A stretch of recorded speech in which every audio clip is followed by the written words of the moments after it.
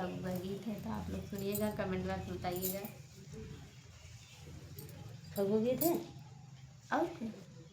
फगुआ है हाँ तो कहा था चला गया। फगुआ अगले गाना में गाई लास्ट में।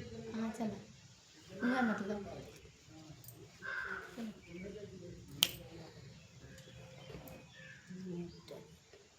अमवा के डरिया पे बोलई कोयलिया हो, बोलई कोयलिया हो, आज बोलाई हाई हमरे नगरिया हो, आज बोलाई हाई हमरे नगरिया हो।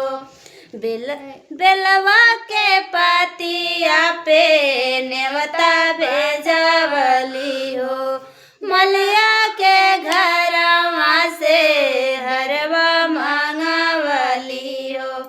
बेलवा के पतवा पे नेवता भेजवली हो, मलिया के घरवा से हरवा मंगवली हो। गैया के गोबरा से अंगना लिपाई हो, अंगना लिपाई हो, आज भोला आई हाई हमरे नगरिया हो, आज भोला आई है हो हमारी नगरिया हो। अमवा के डरिया पे बोलई कोयलिया हो, बोलई कोयलिया हो, आज भोला आई है हो हमारी नगरिया हो, आज भोला आई है हो हमारे नगरिया हो। पिपरा के पतिया से नेवता भेजवली हो, पिपरा के पेतवा पे नेवता भेजवली हो।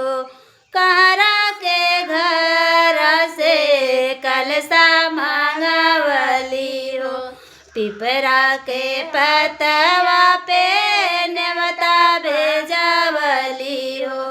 कहरा के घरवा से कलसा मांगवली हो। गैया के गोबरा से अंगना लिपाई हो, अंगना लिपाई हो, आज भोला आई है हो हमरे नगरिया हो, आज भोला आई है हो